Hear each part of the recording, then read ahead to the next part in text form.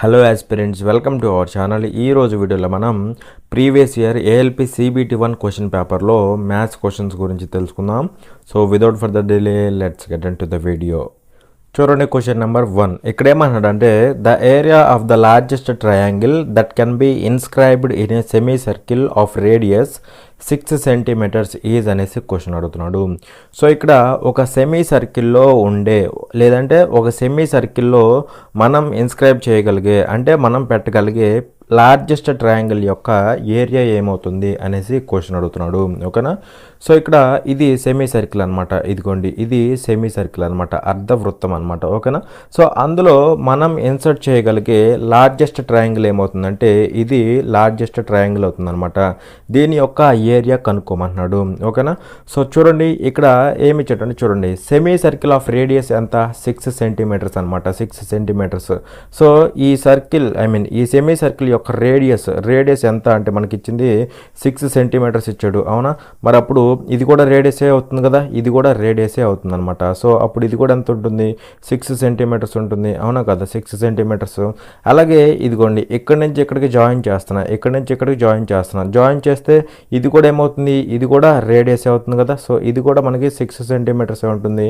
మనం కనుక్కోవాల్సింది ఏంటి, ఈ ఈ ఈ ట్రయాంగిల్ యొక్క ఏరియా అనమాట. ఓకేనా. సో ఆ ట్రయాంగిల్ యొక్క ఏరియా ఏమవుతుందంటే అసలు ఇది ఎంత ఎక్స్ప్లెయిన్ చేయకూడదు, డైరెక్ట్ క్వశ్చన్ అనమాట. ఓకేనా. సెమీ సర్కిల్లో మనం ఇన్సర్ట్ చేయగలిగే లార్జెస్ట్ ట్రయాంగిల్ యొక్క ఏరియా ఏమవుతుందంటే R² అవుతుందన్నమాట. R² అవుతుందన్నమాట. ఆర్ అంటే radius of the semi circle. Radius of the semi circle ఏమవుతుందంటే 6 సెంటీమీటర్స్ కదా. సో 6 స్క్వేర్ అవుతుందన్నమాట. అంటే 36 స్క్వేర్ సెంటీమీటర్స్ అవుతుంది. 36 స్క్వేర్ సెంటీమీటర్స్ అనమాట. ఈ R² ఎలా వస్తుందంటే చూడండి, మనం కనుక్కోవాల్సింది ఏరియా ఆఫ్ ద ట్రయాంగిల్ కదా. So half into base into height అయినా కదా, half into base into height. అవునా. సో బేస్ అంటే ఏమవుతుంది, ఇది R అవుతుందా, అలాగే ఇది కూడా R అవుతుందా. సో R+R 2R కదా, 2R అనేది బేస్ అవుతుంది. ఇంటూ దానికి రెస్పెక్టివ్ హైట్ అంటే ఇది, అదంటే అది రేడియస్ కదా, రేడియస్ అనమాట. అలా మనకి ఇక్కడ 2 క్యాన్సిల్ అయిపోయి R² అవుతుంది. R² అనేది ఈ ట్రయాంగిల్ యొక్క ఏరియా అవుతుంది అనమాట. అర్థమైందా. సో ఈ విధంగా అయితే ఉంటుంది, కానీ నిజానికి ఇంత చేయాల్సిన అవసరం లేదు, డైరెక్ట్ క్వశ్చన్ అనమాట. ఇది largest triangle that can be inscribed in a semi circle is ఏమవుతుంది, రేడియస్ R అయినప్పుడు ఏరియా ఏమవుతుంది, ఆ ట్రయాంగిల్ యొక్క ఏరియా R² అవుతుంది అనమాట. చూడండి, క్వశ్చన్ నెంబర్ 3 ఇక్కడ ఏమంటున్నాడంటే a sum of money on compound interest amounts to 578.40 in 2 years and to 614.55 rupees in 3 years. The rate of interest per annum in case of annual compounding is అనేసి question అడుగుతున్నాడు. So ఇక్కడ ఏమంటున్నాడు అంటే చూడండి, a sum of money on compound interest amounts to 578.40 in 2 years అంటున్నాడు. అంటే ఇక్కడ 2 ఇయర్స్కి అమౌంట్ ఎంత అంటే 2 ఇయర్స్కి అమౌంట్ ఎంత అంటే 578.40 రూపీస్ అనమాట. 578.40 రూపీస్ అనమాట. సో ఇది కాంపౌండ్ ఇంట్రెస్ట్ అనమాట, కాంపౌండ్ ఇంట్రెస్ట్. అలా కొంత మనీ ఏమైంది 2 ఇయర్స్లో ఎంత సమ్ అయింది, అది టోటల్గా ఎంత అయింది 578.40 రూపీస్ అయితే అయ్యిందనమాట. ఓకే. అండ్ అలాగే ఇక్కడ ఏమంటున్నాడు and to rupees 614.55 in 3 years. So 3 ఇయర్స్కి వచ్చేటప్పటికి అమౌంట్ ఎంత అయింది, 3 ఇయర్స్కి వచ్చేటప్పటికి అమౌంట్ ఎంత అయిందంటే అమౌంట్ ఫర్ 3 ఇయర్స్ ఎంత అంటే 614.55 రూపీస్ అనమాట. 614.55 రూపీస్ అయితే అయ్యిందనమాట. అయితే ఇక్కడ చూడండి, మనల్ని ఏం కనుక్కోమంటున్నాడు, the rate of interest per annum కనుక్కోమంటున్నాడు. అలాగే ఇక్కడ ఏమంటున్నాడు, in case of annual compounding అంటే ఇక్కడ ఇంట్రెస్ట్ అనేది యాన్యువల్గా క్యాలిక్యులేట్ చేస్తున్నారు. అలా క్యాలిక్యులేట్ చేస్తే rate of interest per Yanam ఏమవుతుంది అనేసి క్వశ్చన్ అడుగుతున్నాడు అనమాట. ఓకేనా. సో ఇప్పుడు జాగ్రత్తగా చూడండి, ఇక్కడ 2 ఇయర్స్కి అమౌంట్ ఎంత అయింది, 2 ఇయర్స్కి అమౌంట్ ఎంత అయిందంటే 578.40 అయింది. అవునా. అది కాస్త 3 ఇయర్స్కి ఎంత అయింది, 3 ఇయర్స్కి ఎంత అయిందంటే 614.55 రూపీస్ అయింది. అవునా. అంటే సెకండ్ ఇయర్లో 578.40 ఉండాల్సిన మనీ అనేది థర్డ్ ఇయర్కి వచ్చే టైంకి ఎంత అయింది, థర్డ్ ఇయర్కి వచ్చే టైంకి ఎంత అయిందంటే 614.55 అయింది. అంటే ఇక్కడ సెకండ్ ఇయర్తో పోలిస్తే థర్డ్ ఇయర్లో ఎంత ఇంక్రీజ్ అయిందంటే మనకి డిఫరెన్స్ చూడండి, 614.55కి అదేవిధంగా 578.40కి డిఫరెన్స్ చూడండి 5 1 14లోంచి 8 పోతే 6 ఇక్కడ 0 ఉండిద్దా సో 10 అయిద్దా 10లోంచి 7 పోతే 3 అనమాట ఓకేనా సో 36.15 అవునా సో అలా ఇక్కడ 578.40 ఉండాల్సిన అమౌంట్ అనేది ఏమైంది 614.55 అయింది అంటే ఎంత ఇంక్రీజ్ అయింది అంటే 36.15 ఇంక్రీజ్ అయింది 36.15 ఇంక్రీజ్ అయింది అనమాట అయితే ఇక్కడ మీరు ఒక పాయింట్ గుర్తుపెట్టుకోవాలి కాంపౌండ్ ఇంట్రెస్ట్లో ఏమవుతుందంటే థర్డ్ ఇయర్లో చూసామనుకోండి థర్డ్ ఇయర్లో చూస్తే దాని ముందు ఇయర్ అనేది ప్రిన్సిపల్ అవుతుంది అనమాట ఓకేనా దాని ముందు ఇయర్లో ఉన్నది ప్రిన్సిపల్ అవుతుంది థర్డ్ ఇయర్ ప్రకారం చూస్తే దాని ముందు ఉన్నది ఏమవుతుందంటే మనకి దాని ముందు వచ్చిన అమౌంట్ అనేది ప్రిన్సిపల్ అవుతుంది అనమాట ఇది ప్రిన్సిపల్ అనమాట ఆ ప్రిన్సిపల్ మీద ఎంత ఇంట్రెస్ట్ యాడ్ అయింది అయ్యి మనకి థర్డ్ ఇయర్లో అమౌంట్ వచ్చిందనమాట ఓకేనా సో అలా ఇక్కడ థర్డ్ ఇయర్ ప్రకారం చూస్తే ఈ సెకండ్ ఇయర్లో ఉన్న అమౌంటే మనకి ఏమవుతుందంటే ఇది ప్రిన్సిపల్ అవుతుంది ఇది వచ్చేసరికి ఇంట్రెస్ట్ అవుతుంది అనమాట మనల్ని ఏం కనుక్కోమన్నాడు రేట్ ఆఫ్ ఇంట్రెస్ట్ని కనుక్కోమన్నాడు అనమాట సో సింపుల్గా మనం ఏం చేస్తామంటే ఈ ఇంట్రెస్ట్ అనేది ప్రిన్సిపల్లో ఎంత పర్సెంటేజో క్యాలిక్యులేట్ చేస్తాం అదే మనకి రేట్ ఆఫ్ ఇంట్రెస్ట్ అవుతుంది ఓకేనా సో ప్రిన్సిపల్లో ఎంత పర్సెంటో క్యాలిక్యులేట్ చేయాలి ప్రిన్సిపల్లో అంటున్నాడు కాబట్టి బై ప్రిన్సిపల్ చేయాలి ఇంట్రెస్ట్ అనేది ప్రిన్సిపల్లో ఎంతో క్యాలిక్యులేట్ చేయాలి అవునా ఇంట్రెస్ట్ కాబట్టి పైన ఇంట్రెస్ట్ అనమాట ప్రిన్సిపల్లో కాబట్టి బైలో ప్రిన్సిపల్ అయ్యారనమాట ఓకేనా పర్సంటేజ్ కదా ఇంటూ 100 చేస్తే సరిపోతుంది ఇది మనకి రేట్ ఆఫ్ ఇంట్రెస్ట్ అవుతుంది సో ఇక్కడ మనకి చూస్తే ఏమవుతుందంటే 36.15 డివైడెడ్ బై 578.4 ఇంటూ 100 అనమాట ఇంటూ 100 అవునా సో ఇక్కడ చూస్తే పైన ఏమవుతుంది 3615 అయిద్దా ఇంటూ 100 అయితే 3615 కింద వచ్చేసరికి 578.14 అనమాట కింద వచ్చేసరికి 578.14 సో ఇక్కడ నేను మళ్ళీ మొత్తం సాల్వ్ చేయాలనుకోవట్లా సో సింపుల్గా నేనేం చేస్తానంటే చూడండి దీన్ని అప్రాక్సిమేట్గా 3600 అనుకోవచ్చా లేదా అనుకోవచ్చు దీన్ని అప్రాక్సిమేట్గా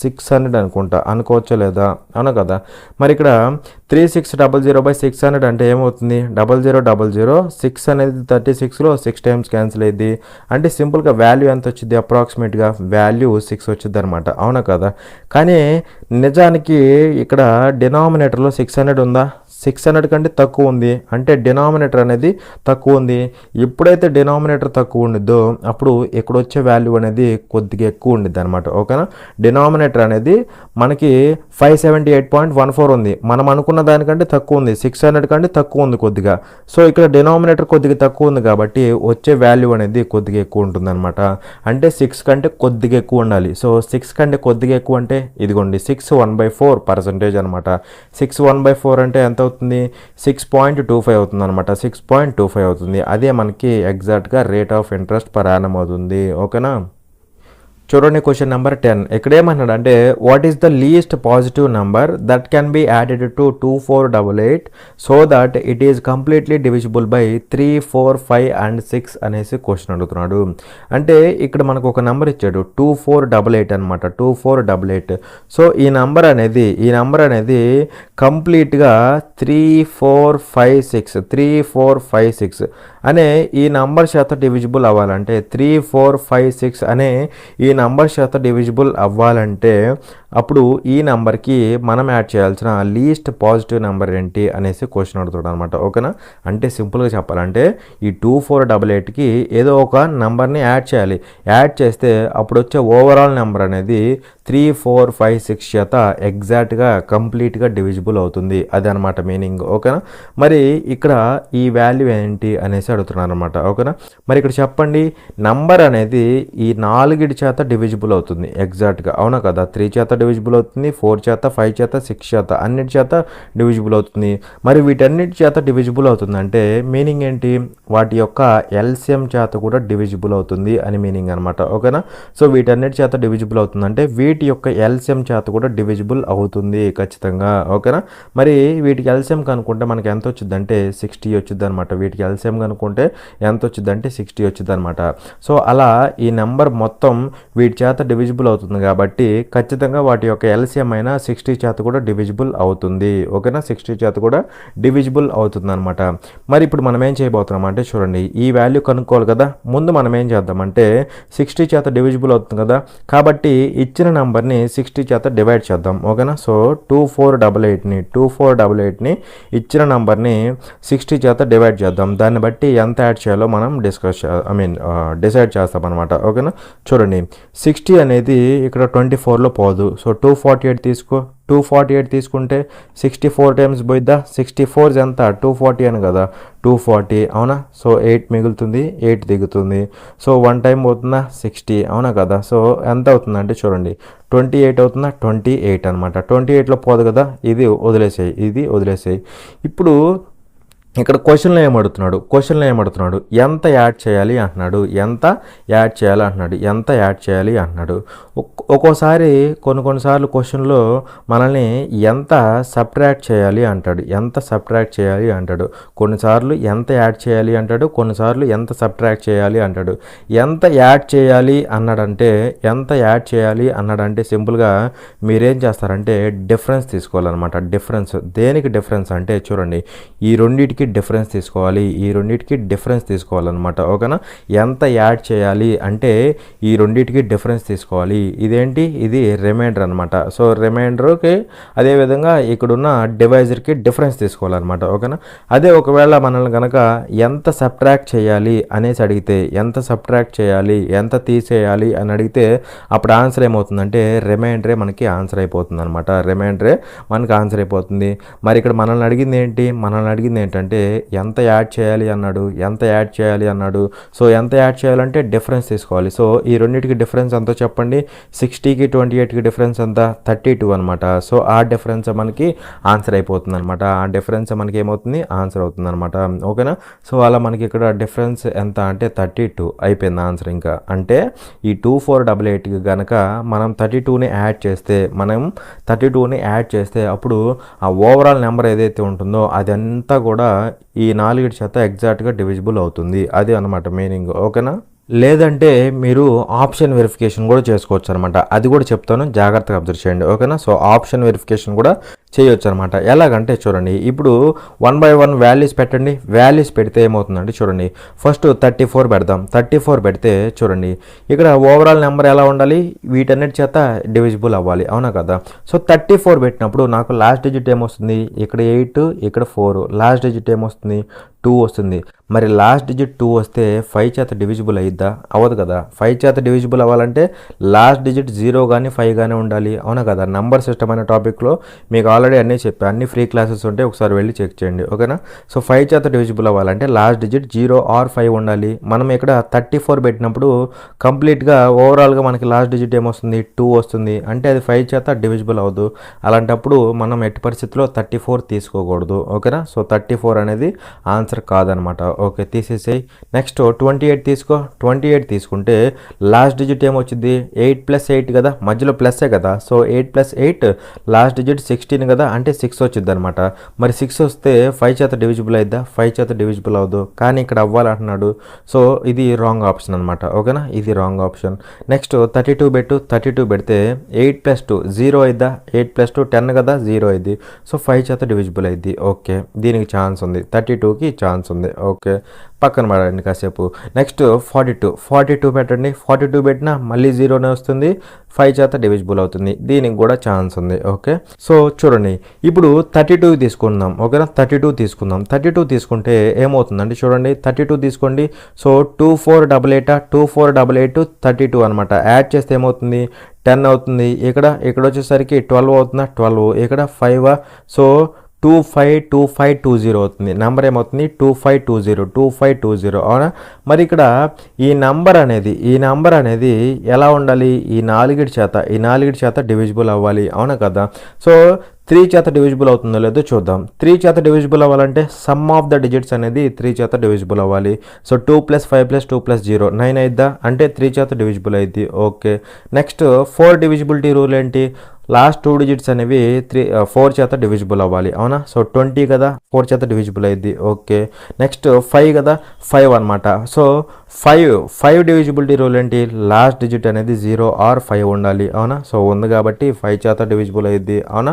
నెక్స్ట్ 6 డివిజిబిలిటీ రూల్ ఏంటి, 6 అంటే 2 × 3 కదా. సో 2 చేత అవ్వాలి, 3 చేత అవ్వాలి, ఆల్రెడీ 3 చేత అయిపోయింది. నెక్స్ట్ 2 చేత అయ్యిద్దా అంటే అయ్యిద్ది, లాస్ట్ డిజిట్ ఈవెన్ నెంబర్ ఉంది కదా, అయ్యిద్ది, అంటే 6 చేత కూడా డివిజిబుల్ అవుతుంది. అలా ఇక్కడ 32 పెట్టినప్పుడు మనకి అన్నిటి చేత డివిజిబుల్ అవుతుంది. అలా డైరెక్ట్గా అదే ఆన్సర్ అయిపోతుంది. ఒకవేళ 42 సాటిస్ఫై చేసిన 42 ఆన్సర్ అవ్వదు అనమాట. ఎందుకంటే అది ఒకవేళ ఛాన్స్ ఉన్నా సరే దానికి లీస్ట్ అంటున్నాడు కదా, లీస్ట్ కాబట్టి అందులో 32 అనేది లీస్ట్ కాబట్టి అదే ఆన్సర్ అయిపోతుంది అనమాట. సో ఈ విధంగా మనమైతే ఆప్షన్ వెరిఫికేషన్ చేసుకోవచ్చు. ఓకేనా. చూడండి క్వశ్చన్ నెంబర్ 14. ఇక్కడేమన్నాడు అంటే if the perimeters of 2 similar triangles ABC and DEF are 75 centimetres and 40 centimetres respectively and if BC is 15 centimetres then the length of EF is అనేసి క్వశ్చన్ అడుగుతున్నాడు. సో ఇక్కడ ఏమన్నాడు అంటే చూడండి, if the perimeters of 2 similar triangles ABC and DEF are 75 centimetres and 40 centimetres respectively అన్నాడు. So ఇక్కడ మనకి 2 triangles ఉన్నాయి అనమాట. Triangle ABC and triangle DEF ఈ రెండు ఎలా ఉన్నాయి, 2 సిమిలర్ ట్రయాంగిల్స్ అంటున్నారు కదా, ఈ రెండు సిమిలర్ అనమాట, అవునా. అలాగే ఇక్కడ మనకి ఏమి ఇచ్చాడంటే వీటి యొక్క పెరిమీటర్స్ ఇచ్చాడు. పెరిమీటర్స్ ఏబిసికి సంబంధించి పెరిమీటర్ ఎంత 75 సెంటీమీటర్స్, డిఈఎఫ్కి సంబంధించి పెరిమీటర్ ఎంత 40 సెంటీమీటర్స్ అనమాట, రెస్పెక్టివ్లీ కదా, రెస్పెక్టివ్లీ. ఓకే, సో పెరిమీటర్స్ ఇచ్చాడు. అదేవిధంగా ఇక్కడ ఏమంటున్నాడు బీసీ ఈజ్ 15 సెంటీమీటర్స్ అంటున్నాడు. బీసీ అంటే ఇదిగోండి ఏబిసి ట్రయాంగిల్లో బీసీ అంటే ఇది ఒక సైడ్ అనమాట, సైడ్. మనల్ని ఏం కనుక్కోమంటున్నాడు, then the length of EF. So ఈ ఈఎఫ్ అనే సైడ్ లెంత్ కనుక్కోమంటాడు అనమాట, అవునా. మరి ఇక్కడ 2 ట్రయాంగిల్స్ సిమిలర్ అయితే సైడ్స్కి అదేవిధంగా పెరిమీటర్స్కి ఒక రిలేషన్ ఉంది కదా, ఏంటంటే చూడండి జాగ్రత్తగా, సైడ్స్ ఈక్వల్ అవుతాయా, సైడ్స్ రేషియో సైడ్స్ ఈక్వల్ కాదు, సైడ్స్ రేషియో ఈక్వల్ అవుతుంది అనమాట, సైడ్స్ రేషియో ఈక్వల్ అవుతుంది అనమాట, అవునా. మరి ఇక్కడ చూస్తే సైడ్స్ రేషియో అంటే సో ఫస్ట్ 2 ఏబి తీసుకోండి బై ఇక్కడ ఫస్ట్ 2 డిఈ అనమాట, డిఈ, అవునా. తర్వాత నెక్స్ట్ బీసీ కదా, బీసీ, ఇక్కడ ఈఎఫ్ తీసుకోవాలి ఈజ్ ఈక్వల్ టు నెక్స్ట్ ఏంటి ఏసీ కదా, ఏసీ అనమాట, ఓకేనా. ఇక్కడ ఎలా తీసుకుంటే ఇక్కడ కూడా అలాగే తీసుకోవాలన్నమాట, అవునా. ఏసీ తీసుకున్నాం, సో ఇప్పుడు డిఎఫ్ అనమాట. ఇవి సైడ్స్ రేషియో, అవునా. సో ఈ రేషియో ఈక్వల్ అవుతుంది. అదేవిధంగా పెరిమీటర్స్ గురించి మాట్లాడుతున్నాడు కాబట్టి ఇక్కడ పెరిమీటర్స్ రేషియో కూడా ఈక్వల్ అవుతుంది అనమాట. సో పెరిమీటర్స్ అంటే పెరిమీటర్ ఆఫ్ ఇక్కడ ఏబిసి కదా, so perimeter of triangle ABC అనమాట by perimeter of triangle DEF అనమాట కింద, ఓకేనా.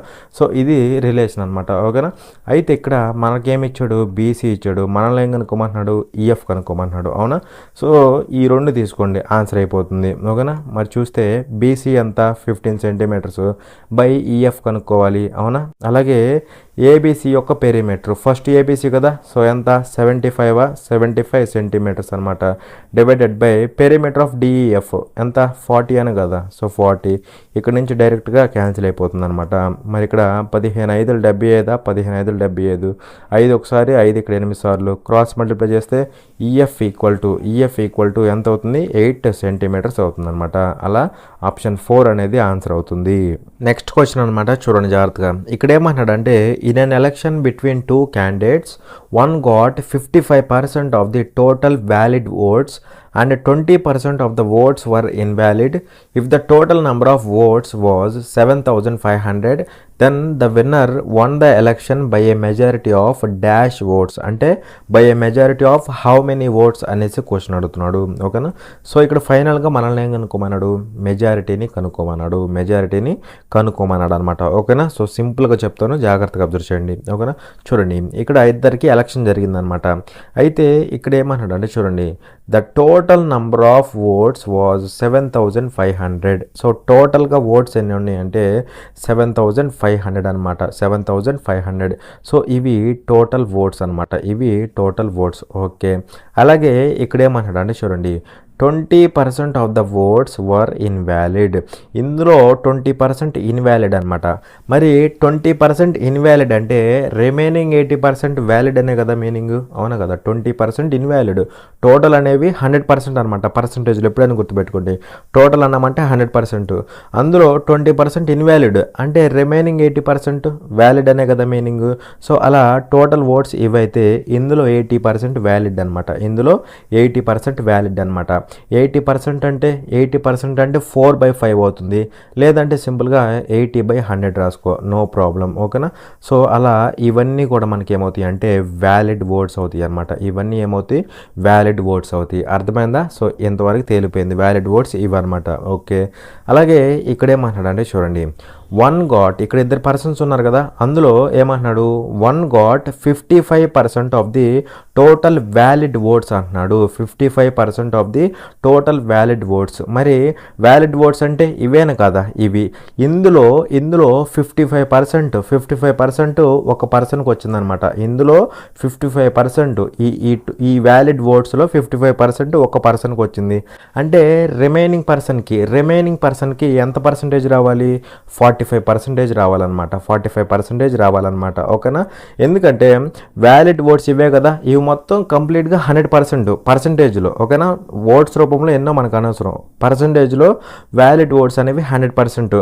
అందులో ఒక పర్సన్కి 55% వచ్చినాయి, అప్పుడు ఇంకో వాడికి ఎంత వస్తాయి, 45% వస్తాయి అనమాట, ఓకేనా. సో 55% వచ్చినాయి కాబట్టి వీడు విన్నర్ అవుతాడు, వీడు వచ్చేసరికి లోజర్ అవుతాడు, అవునా. అయితే ఇక్కడ మనల్ని ఏమంటాడు అంటే the winner won the election by a majority of how many votes అంటున్నాడు. సో మెజారిటీ కనుక్కోమంటున్నాడు.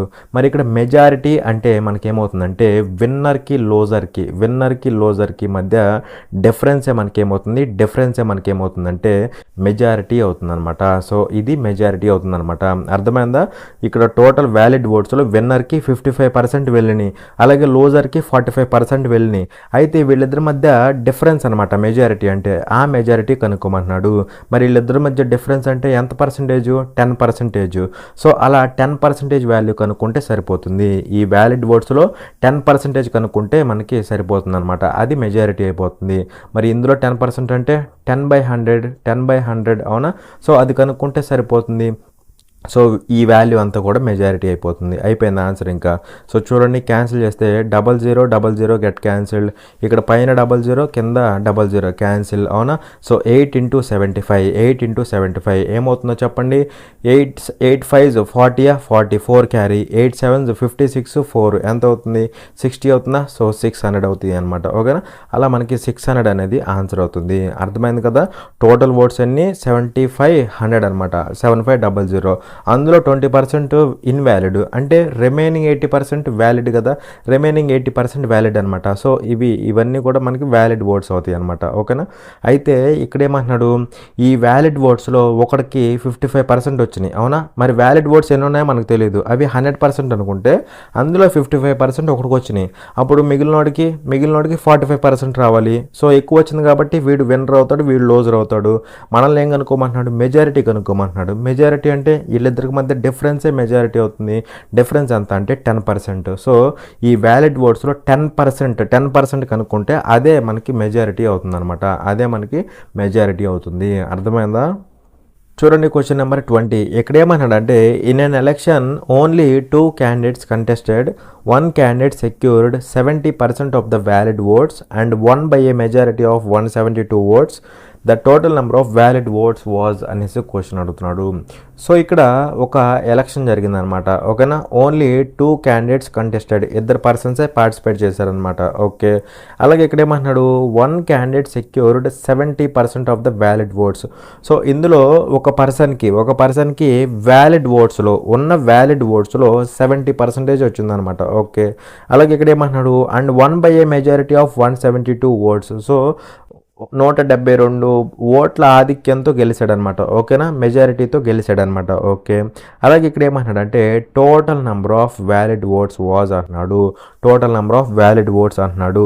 మరి ఇక్కడ మీరు క్లియర్గా చూస్తే ఓట్స్ అన్న ప్రతిసారి కూడా వ్యాలిడ్ ఓట్స్ అనే మాట్లాడాడు, ఇన్వాలిడ్ ఓట్ అని ఎక్కడా రాలేదు. అవునా, సో ఇక్కడ మనకి ఓట్స్ అని ఇచ్చాడు కానీ ఇన్వాలిడ్ ఓట్స్ అని ఎక్కడా మెన్షన్ చేయలేదు. ఇన్వాలిడ్ ఓట్స్ అనేది ఎక్కడా మెన్షన్ చేయలేదు.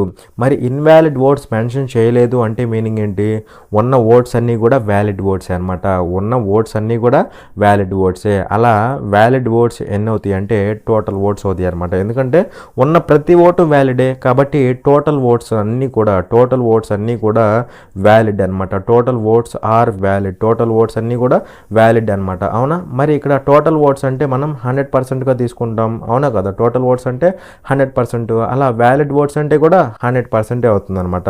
ఓకేనా, మరి అది అయితే ఈ వ్యాలిడ్ ఓట్స్లో ఒక పర్సన్కి ఎంత వచ్చింది? ఒక పర్సన్కి 70% వచ్చింది. అవునా, 70% వచ్చింది. అలాగే మెజారిటీ ఎంత అంటే 172 ఓట్స్. మెజారిటీ అంటే విన్నర్కి లోజర్కి డిఫరెన్స్ అనమాట. అవునా, మరి వీడికి 70% వచ్చిందంటే నెక్స్ట్ ఓట్కి ఎంత రావాలి? నెక్స్ట్ ఓట్కి 30% రావాలి. ఎందుకంటే టోటల్ 100% కదా. అవునా, సో విన్నరు లోజరు వీళ్ళిద్దరికి మధ్య డిఫరెన్స్ ఏంటి? డిఫరెన్సే మెజారిటీ అనమాట. ఇది మెజారిటీ. సో అది ఓట్స్ రూపంలో ఎంత? 172 ఓట్స్ అనమాట. అవునా, మనల్ని ఏం కనుక్కోమంటున్నాడు? Total number of valid votes అంటే 100% కదా. ఈ 100% వాల్యూ కనుక్కుంటే సరిపోతుంది. అర్థమైందా? అది అనమాట. మరి ఇక్కడ చెప్పండి, ఇదంతా ఏమవుతుంది? ఇదంతా 40% కదా, 40%. సో చూడండి, పర్సంటేజ్ క్యాన్సిల్, 0 క్యాన్సిల్, 4 1 టైము, 4 ఇక్కడ 4 4s 16, 1 ఉంటుంది, 12 అవుతుంది. 4 3s 12, క్రాస్ మల్టిప్లై చేస్తే 430 అవుతుంది అనమాట. ఓకేనా, 430 అనేది ఆన్సర్. నిజానికి ఇది కూడా చేయకూడదు, ఇక్కడ డైరెక్ట్గా కొట్టేసేయాలన్నమాట. ఓకేనా, ఇన్వాలిడ్ ఓట్స్ అని ఎక్కడా మాట్లాడాలా కాబట్టి ఉన్నాయన్నీ వ్యాలిడ్. అవునా, వ్యాలిడ్ వాటిలో ఒకటికి 70% వచ్చింది, ఇంకోటికి ఆటోమేటిక్గా 30% వస్తుంది. అవునా, మరి మెజారిటీ అంటున్నాడు కదా, సో వీడు విన్నరు వీడు లోజర్ అవుతాడు. అవునా, మెజారిటీ అంటే వీళ్ళిద్దరి మధ్య డిఫరెన్స్. సో డిఫరెన్స్ అంతా 40%. అది మెజారిటీ. మనకిచ్చింది 172 ఓట్స్ అనమాట. ఇది మెజారిటీయే. మనల్ని ఏమడుతున్నాడు? వ్యాలిడ్ ఓట్స్ అడుగుతున్నాడు. సో 100%. ఓకేనా, డైరెక్ట్గా ఇలా కొట్టేసేయాలన్నమాట. ఓకేనా, ఇలా రాయకుండా కొట్టేసేయాలన్నమాట. ఓకేనా, ఇదేంటంటే మీకు అర్థం అవ్వాలనేసి నేను రాస్తున్నాను, అంతకుమించి ఏం లేదు. చూడండి క్వశ్చన్ నెంబర్ 28. ఇక్కడ ఏమన్నాడంటే if cos power 4 θ minus sine power 4 θ equal to K then the value of 1 minus K by 1 plus K అనేసి క్వశ్చన్ అడుగుతున్నాడు. ఓకేనా, సో ఇక్కడ మనకేమి ఇచ్చాడు? Cos power 4 θ minus sine power 4 θ equal to K అనమాట. ఓకేనా, సో అది మరి ఇక్కడ మీరు క్లియర్గా చూడండి, దీన్ని ఎలా రాసుకోవచ్చు అంటే చూడండి, కాస్ స్క్వేర్ థీటా హోల్ స్క్వేర్కి రాయొచ్చు మైనస్ దీన్ని ఎలా రాసుకోవచ్చు? సైన్ స్క్వేర్ థీటా హోల్ స్క్వేర్కి రాయొచ్చు ఈజ్ ఈక్వల్ టు కే అనమాట. కే. అవునా, మరి ఇక్కడ చూస్తే దీన్ని ఎలా రాసుకోవచ్చు? A square minus B square ఫామ్లో రాసుకోవచ్చా? A square minus B square అంటే ఏమవుతుంది? A minus B into A plus B, A అంటే కాస్ స్క్వేర్ థీటా, బి అంటే సైన్ స్క్వేర్ థీటా. అవునా కదా, సో ఏమవుతుంది? A minus B into A plus B. So A అంటే cos square theta minus B అంటే sine square theta. So A minus B వచ్చింది into A plus B. A అంటే cos square theta plus B అంటే sine square theta అనమాట. Equal to ఏమవుతుంది? Equal to కే అవుతుంది అనమాట. మరి ఇక్కడ మీరు క్లియర్గా చూస్తే దీని వాల్యూ ఎంత అవుతుంది? 1 అయిపోతుందా? 1. సో అలా కే వాల్యూ ఎంత అవుతుంది? కే వాల్యూ ఇది అనమాట. ఇది మనల్ని ఏం కనుక్కోమన్నాడు అంటే చూడండి, 1 minus K by 1 plus K value కనుక్కోమన్నాడు. అవునా కదా, సో 1 మైనస్ కే అంటే ఇదేనా కదా, సో ఇది కే అనమాట. మైనస్ చేస్తే ఏమవుతుంది? మైనస్ కాస్ స్క్వేర్ థీటా అవుతుందా? మైనస్ లోపలికి వెళ్ళొద్దా? ప్లస్ సైన్ స్క్వేర్ థీటా అయిద్దా? సైన్ స్క్వేర్ థీటా అనమాట. అర్థమైందా? ఇక్కడ ఇది కే అనమాట. సో 1 మైనస్ కే చేయాలి. So minus cos square theta plus sine square theta అయిపోయింది అనమాట. అర్థమైందా? సో అది నెక్స్ట్ ఇక్కడ కింద 1 ప్లస్ కే అనమాట. అంటే cos square theta minus sine square థీటానా? Minus sine square theta. అవునా కదా, so that is equal to చూడండి, 1 మైనస్ కాస్ స్క్వేర్ థీటా అంటే సైన్ స్క్వేర్ థీటా అవుతుంది. Sine square theta plus sine square theta అంటే 2 sign square theta అవుతుంది. 2 sin square theta అనమాట. Okay, divided by 1 minus sin square theta అంటే cos square theta అవుతుంది. cos square theta plus cos square theta అంటే 2 cos square theta అయిద్దా, 2 cos square theta అయిద్ది అనమాట. So that is equal to ఏమవుతుందంటే ఇక్కడ 2 get cancelled, అవునా. So sign by cos అంటే ఏమవుతుంది, tan అవుతుంది. సో స్క్వేర్లు కదా, tan స్క్వేర్ థీటా అవుతుంది అనమాట. అలా ఇక్కడ మనకి tan స్క్వేర్ థీటా అనేది ఆన్సర్ అవుతుంది. ఓకేనా. చూడండి క్వశ్చన్ నెంబర్ 32. ఇక్కడేమన్నాడు అంటే a man sells 320 mangoes at the cost of 400 mangoes. Cost price of all the mangoes is same, selling price of all the mangoes is same, his gain percentage is అనేసి question అడుగుతున్నాడు. ఓకేనా. So simple question అనమాట. చూడండి జాగ్రత్తగా. ఇక్కడేమన్నాడు a man sells 320 mangoes at the cost price of 400 mangoes అంటే ఇక్కడ 320 మ్యాంగోల్ని అమ్ముతున్నాడు. 320 మ్యాంగోల్ని అమ్ముతున్నాడు ఒక పర్సన్. ఎలా అమ్ముతున్నాడు అంటే at cost price of 400 mangoes అంటే 400 మ్యాంగోస్ యొక్క కాస్ట్ ప్రైస్ ఎంత ఉందో అంతకి ఈ 320 మ్యాంగోస్ని అమ్ముతున్నాడు. అర్థమైందా. 320 మ్యాంగోస్ని ఎలా అమ్ముతున్నాడు, 400 మ్యాంగోస్ యొక్క కాస్ట్ ప్రైస్ ఎంత ఉందో అంతకి అమ్ముతున్నాడు. కాబట్టి ఇక్కడ కండిషన్ ఏమవుతుందంటే 300 మ్యాంగోస్ యొక్క selling price equal to 400 mangoes యొక్క కాస్ట్ ప్రైస్ అనమాట. 300 మ్యాంగోస్ యొక్క సెల్లింగ్ ప్రైస్ అమ్ముతున్నాడు కదా, అమ్ముతున్నాడు కాబట్టి 320 మ్యాంగోస్ యొక్క selling price is equal to 400 mangoes యొక్క కాస్ట్ ప్రైస్ అనమాట. మరి ఇక్కడ ఏమంటున్నాడు, cost price of all mangoes is same, selling price of all mangoes is same అంటున్నాడు. ఓకే, మరి ఇక్కడ ఒక్కొక్క దాని సెల్లింగ్ ప్రైస్ ఎస్పీ అనుకుంటే అప్పుడు 320 కదా మ్యాంగోస్, సో 320 ఎస్పీ అవుతుంది అనమాట ఇది. అలాగే ఇక్కడ ఒక్కో దాని కాస్ట్ ప్రైస్ సిపి అనుకుంటే 400 కదా, సో 400 సిపి అవుతుంది అనమాట. రెండు ఎలా ఉండాలి, ఈక్వల్గా ఉండాలన్నమాట. ఓకే, ఇక్కడ నుంచి రేషియో కొట్టేస్తే ఆన్సర్ అయిపోతుంది. మరి ఇక్కడ సెల్లింగ్ ప్రైస్కి కాస్ట్ ప్రైస్కి రేషియో కొడితే ఏమవుతుంది అంటే చూడండి 0 0 గెట్ క్యాన్సిల్డ్. 4 ఇక్కడ ఎన్ని టైమ్స్, 4 ఇక్కడ 10 టైమ్సా లేదంటే 8 పోతుంది కదా, 8 ఇక్కడ ఎన్ని టైమ్స్, 8 4 టైమ్సా, 8 4 టైమ్స్, 8 ఇక్కడ 5 టైమ్స్ పోతుందా, 8 ఇక్కడ 5 టైమ్స్ అనమాట. సో ఎస్పీకి సిపికి రేషియో ఏమవుతుంది, 5:4 అవుతుంది అనమాట.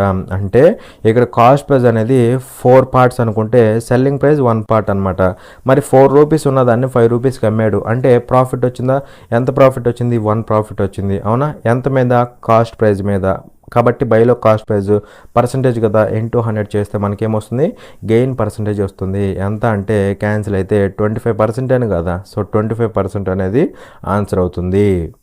చూడండి క్వశ్చన్ నెంబర్ 34. ఇక్కడ ఏమన్నాడు అంటే the value of 0.04 whole power -1.5 is అనేసి క్వశ్చన్ అడుగుతున్నాడు. ఓకేనా. సో సింపుల్ క్వశ్చన్, జాగ్రత్తగా అబ్జర్వ్ చేయండి. ఇక్కడ ఏమన్నాడు అంటే చూడండి జాగ్రత్తగా 0.04 హోల్ పవర్ -1.5 దీని వాల్యూ అనమాట. మరి 0.04ని ఎలా రాసుకోవచ్చు, 4/100 రాసుకోవచ్చా, 4/100 పవర్ ఏమవుతుంది -1.5 -1.5 అవునా కదా. సో ఇప్పుడు నేను ఈ 4/100ని ఉల్టా చేసి రాశాను అనుకోండి, అంటే తిరగతిప్పి రాశాను అనుకోండి, అంటే లైక్ 100/4గా రాశాను అనుకోండి, అప్పుడు పవర్ ఏమవుతుంది, పవర్ నెగిటివ్ ఉంటే పాజిటివ్ అయింది, పాజిటివ్ ఉంటే నెగిటివ్ అయింది అనమాట. ఈ రెండింటిని రివర్స్ చేసి రాశాను అనుకోండి 100/4గా, పవర్ అనేది నెగిటివ్ ఉంటే పాజిటివ్ అయింది, పాజిటివ్ ఉంటే నెగిటివ్ అయింది అనమాట. అవునా. సో ఇక్కడ చూడండి నెగిటివ్ ఉంది కదా, పాజిటివ్ అయిపోయింది అంటే 1.5 అయింది, 1.5 అనమాట. సో 1.5 అంటే 3/2 రాసుకోవచ్చా, 3/2 రాసుకోవచ్చు అనమాట. ఓకే, సో ఇక్కడ చూస్తే ఏమవుతుందంటే చూడండి 4 1 టైము, 4 ఇక్కడ 25 టైమ్సా, 25. సో 25 పవర్ 3/2 అనమాట. 25 అంటే 5 స్క్వేర్ రాసుకోవచ్చా, 5 స్క్వేర్. పవర్లో మనకి 3/2 ఉంది. అవునా. సో పవర్స్ ఏమవుతాయి, మల్టిప్లై అవుతాయి. మల్టిప్లై అయితే 2 గెట్ క్యాన్సిల్డ్. అవునా. సో 5 క్యూబ్ అవుతుందా అంటే 125 అవుతుంది అనమాట. So 125 is the answer. చూడండి క్వశ్చన్ నెంబర్ 38. ఎక్కడేమన్నాడు అంటే the sum of 5 consecutive even numbers is 3720. The sum of the third largest and the largest even numbers among them is అనేసి question అడుగుతున్నాడు. So ఇక్కడ దీన్ని మనం యావరేజెస్ అనే కాన్సెప్ట్ని యూజ్ చేద్దాం. నార్మల్గా వద్దు, యావరేజెస్ అనే కాన్సెప్ట్ని యూజ్ చేసి సింపుల్గా ఆన్సర్ తీసుకొద్దాం. ఓకేనా. సో ఇక్కడ ఏమన్నాడు అంటే చూడండి some of 5 consecutive even numbers is 3720 అంటున్నాడు. ఓకేనా. So 5 consecutive even even numbers ఉన్నాయి అనమాట. ఇదిగోండి 5 కాన్సిక్యూటివ్ ఈవెన్ నెంబర్స్ అనమాట. ఓకే, మరి ఈవెన్ నెంబర్స్ పక్క ఉండే ఈవెన్ నెంబర్స్ అనమాట. సో డిఫరెన్స్ ఎలా ఉంటుంది? 2 అలా ఉంటుందా? సో 2 ఇక్కడ 2 మరి పక్క టర్మ్స్ మధ్య డిఫరెన్స్ సేమ్ ఉంది కాబట్టి ఎక్కడ ఉంటాయి ఇవి? అర్థమెటిక్ ప్రోగ్రెషన్లో ఉంటాయి, అవునా కదా? సో ఏపీ, జీపీ, హెచ్పి వాటికి సంబంధించిన కాన్సెప్ట్ ఉంది, ఒకసారి వెళ్ళి చూడండి నెంబర్ సిస్టంలో. ఓకేనా? అది అయితే ఇక్కడ చూడండి, మరి ఇవి ఏపీలో ఉంటాయి కాబట్టి మనకి ఏమవుతుంది చూడండి. ఇక్కడ ఏమి ఇచ్చాడంటే వీటి యొక్క సమ్ ఇచ్చాడు. సమ్ ఎంత అంటే 3720 ఇచ్చాడు. సమ్ ఎంత ఇచ్చాడు? 3720. ఇప్పుడు ఈ సమ్ని నేను నంబర్ ఆఫ్ అబ్జర్వేషన్స్తో డివైడ్ చేస్తా. అంటే 5 నెంబర్స్ కదా, సో 5తో డివైడ్ చేస్తా. So sum by number of observations నాకేమొస్తుంది? యావరేజ్ వస్తుందా? యావరేజ్ వస్తుంది, అవునా కదా? సో యావరేజ్ ఎంత అవుతుందంటే చూడండి జాగ్రత్తగా. 5 1 టైము 5 ఏళ్ళు 35, 2 మిగులుతుంది, 22 అవుతుంది. 5 4 20, మళ్ళీ 5 4 20, అవునా? సో యావరేజ్ అంతా 744. యావరేజ్ ఏమవుతుంది? ఎగ్జాక్ట్గా మిడిల్ టర్మ్ అవుతుంది. సో ఇది మనకి యావరేజ్ అనమాట, 744 అనమాట, అవునా? సో ఇలా ఇంక్రీజింగ్ ఆర్డర్ అనుకుందాం కాసేపు. మీరు ఇలా అయినా తీసుకోవచ్చు, నో ప్రాబ్లం. ఓకేనా? చూడండి, ఇది ఇంక్రీజింగ్ ఆర్డర్ 744 కదా, దానికి తర్వాత నెంబర్ ఏమవుతుంది? 2 ఎక్కువ ఉంటుంది. డిఫరెన్స్ 2 కదా, 2 ఎక్కువ ఉంటుంది. 746 అవుతుంది. 746 తర్వాతది 748 అవుతుందా? 748. దీనికి ముందుది 2 తక్కువ ఉండిద్ది అనమాట, 2 తక్కువ ఉండిద్ది. సో 742 అవుతుందా? 742. ఇది 2 తక్కువ ఉండిద్ది, 740 ఉండిద్ది, అవునా? అయితే ఇక్కడ మనల్ని ఏమడుతున్నాడు? The sum of the third largest and the largest even numbers is అంటున్నాడు. సో లార్జెస్ట్ ఈవెన్ నెంబర్కి థర్డ్ లార్జెస్ట్ ఈవెన్ నెంబర్కి సమ్ కనుక్కోమన్నాడు. ఓకేనా? మరి ఇక్కడ ఉన్న వాటిలో లార్జెస్ట్ అంటే ఏమవుతుంది? 748 అవుతుంది. ఇది లార్జెస్ట్ అనమాట. దీనికంటే కొద్దిగా తక్కువ ఉన్నది ఏంటి? దీనికంటే కొద్దిగా తక్కువ ఉన్నది 746. అది సెకండ్ లార్జెస్ట్ అవుతుంది. అవునా? దీనికంటే కొద్దిగా తక్కువ ఉన్నది ఏంటి? కొద్దిగా తక్కువ ఉన్నది 744. అవునా? అది థర్డ్ లార్జెస్ట్ అవుతుంది అనమాట. అర్థమైందా? లార్జెస్ట్ అంటే మనందరూ తెలుసు 748. దానికంటే కొద్దిగా తక్కువ ఉన్నది సెకండ్ లార్జెస్ట్ అవుతుంది. ఆ సెకండ్ లార్జెస్ట్ కంటే కొద్దిగా తక్కువ ఉన్నది థర్డ్ లార్జెస్ట్ అవుతుంది అనమాట. మనల్ని అడిగింది థర్డ్ లార్జెస్ట్కి సమ్ అడిగాడు. ఓకేనా? అంటే 744కి 748కి సమ్ అడిగాడు అనమాట, అవునా? సో ఏమవుతుందంటే చూడండి, 2 12, ఇక్కడ 9 వచ్చిద్దా? 9. సో 1492. అలా మనకి 1492 అనేది ఆన్సర్ అవుతుంది. ఓకేనా? చూడండి క్వశ్చన్ నెంబర్ 39. ఎక్కడేమన్నాడు అంటే when 0.292929 and so on is converted into a fraction then the result is అనేసి క్వశ్చన్ అడుగుతున్నాడు. సో ఇక్కడ చూడండి మనకి ఏమి ఇచ్చాడంటే 0.292929 అండ్ సో ఆన్, అవునా? అంటే 29 రిపీట్ అవుతుంది, అవునా? సో దాని మీద ఏం పెట్టాలంటే 29 రిపీట్ అవుతుంది కాబట్టి 29 మీద బార్ పెట్టాలి. సో ఇదనమాట. దీన్ని ఫ్రాక్షన్లో కన్వర్ట్ చేస్తే రిజల్ట్ ఏమవుతుంది అంటున్నాడు. ఓకేనా? సో మనందరూ తెలుసు కదా, ఏం చేయాలి? ఫ్రాక్షన్లో కన్వర్ట్ చేయాలంటే పాయింట్ బార్ ఎత్తేసేయాలి. సో నెంబర్ ఏమవుతుంది? 0 to 9 అవుతుంది. అంటే సింపుల్గా 29 అవుతుందా? 29 అవుతుంది అనమాట. ఓకే, అలాగే ఏం తీసేయాలి? బార్ లేని తీసేయాలి. సో 0ని తీసేసి డివైడెడ్ బై అనగానే పాయింట్ తర్వాత అనేసి గుర్తు రావాలి. సో పాయింట్ తర్వాత 2 డిజిట్స్కి బార్ ఉంది కాబట్టి 2 9s పెట్టు. ఏదైనా డిజిట్కి బార్ లేకపోతే దాని బదులు 0 పెడతాం, అవునా? అలా ఏం లేదు కదా కాబట్టి వదిలేసే. సో వాల్యూ ఎంత అవుతుంది? 29/99 అవుతుంది. 29/99 అనమాట. లేదు అంటే ఇలాంటి క్వశ్చన్స్కి సింపుల్గా పెట్టేసేయచ్చు అనమాట. అంటే 0.ABC ఇలా ఎన్నైనా ఉండనివ్వండి, 0.ABC అలా ఎన్నైనా ఉండనివ్వండి. అయితే పాయింట్ తర్వాత ప్రతి డిజిట్కి బార్ ఉండాలి. ఓకేనా? అలా ఉందనుకోండి, అప్పుడు మనం ఏం చేస్తామంటే చూడండి, ఆ నెంబర్ రాస్తాం. ఆ నెంబర్ ఏదైతే ఉందో అది రాస్తాం. అంటే ఏబీసీ కదా, ఏబీసీ బై ఇక్కడ 3 డిజిట్స్ వచ్చినాయి కదా కాబట్టి 3 9s రాస్తాం అనమాట. 3 డిజిట్స్ కాబట్టి 3 9s అనమాట. సేమ్ అదే లాజిక్ దీనికి కూడా అప్లై చేయండి. డైరెక్ట్గా అయిపోతుంది అనమాట. ఇలా మైనస్లు ఇవన్నీ చేయకుండా డైరెక్ట్గా ఈ ఫార్మేట్లో ఉంటే డైరెక్ట్గా ఇలా రాసేసేయచ్చు అనమాట. ఓకేనా? సో ఇవి ఎన్ని డిజిట్స్ వస్తే అన్ని 9s వస్తాయి అనమాట. ఓకేనా? సో అది అనమాట.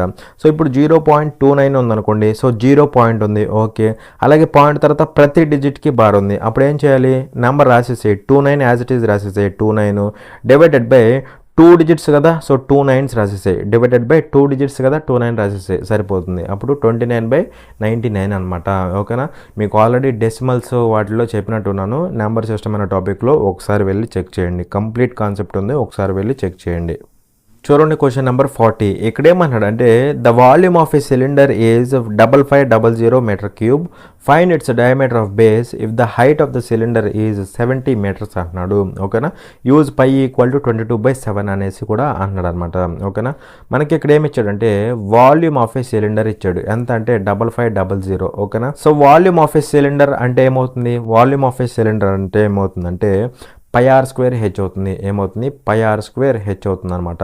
ఓకే, సో ఇది ఎంత ఇచ్చాడంటే మనకి 5500 5500 ఇచ్చాడు. ఓకే, అలాగే మనల్ని ఏం కనుక్కోమంటున్నాడు, find its diameter of base. So diameter value కనుక్కోమంటున్నాడు అనమాట. ఓకేనా, ఇక్కడ రేడియస్ కాదు డయామీటర్ అనమాట. ఓకేనా, అది అయితే ఇక్కడ ఏమంటున్నాడు height of the cylinder is 70 metres height ఇచ్చాడు అనమాట. ఓకేనా, సో హైట్ ఇచ్చేసి మనల్ని ఏం కనుక్కోమంటున్నాడు, డయామీటర్ కనుక్కోమంటున్నాడు. మరి ఇక్కడ చెప్పండి π అంటే 22/7 అన్నాడు. Okay, into r² into H అంటే 70 అనమాట is equal to 5500 5500. So cancellation చేసేయండి. చేసేస్తే ఏమవుతుందంటే చూడండి 11 ఇక్కడ 2 టైమ్స్, అవునా కదా, 11 ఇక్కడ 2 టైమ్స్ పోయిద్దా, 11 2 టైమ్స్, అవునా, 11 ఇక్కడ 500 టైమ్స్ పోయిద్దా, 500 టైమ్స్ అనమాట. ఓకే, అలాగే 0 0 గెట్ క్యాన్సిల్డ్, అవునా, 7 7 గెట్ క్యాన్సిల్డ్, 2 1 టైమ్, 2 ఇక్కడ 25 టైమ్స్, అవునా, అలా r² ఈక్వల్ టు ఎంత 25, r ఈక్వల్ టు ఎంత, r ఈక్వల్ టు 5 అయినా కదా, r ఈక్వల్ టు 5. మనల్ని అడిగింది డయామీటర్ అనమాట. So 2 times of radius that is equal to 10 metres అవుతుందా, మీటర్స్ అనమాట. మీటర్స్లో కదా ఇచ్చింది, సో 10 మీటర్స్ అనమాట. చాలామంది కన్ఫ్యూజ్ అయిపోయి ఆర్ రాగానే ఇదిగోండి 5 పెట్టేసేస్తారు. అలా పెట్టకూడదు, మనల్ని అడిగింది ఏంటి అనేది చూసుకోవాలన్నమాట. ఓకేనా, డయామీటర్ కాబట్టి 2 times of radius that is 10 metres.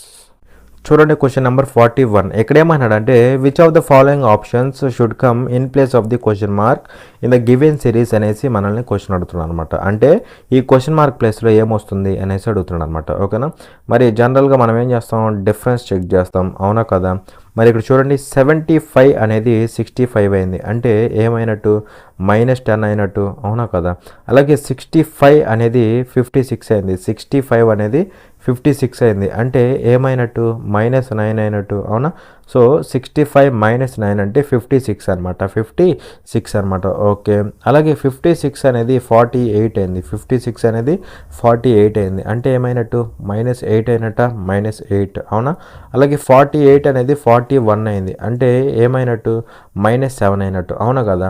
So -10 -9 -8 -7 అప్పుడు ఆటోమేటిక్గా ఇక్కడేమొస్తుంది, ఇక్కడేమొస్తుంది అంటే -6 అయినా కదా, -6 ఖచ్చితంగా రావాల్సిందే, అవునా కదా.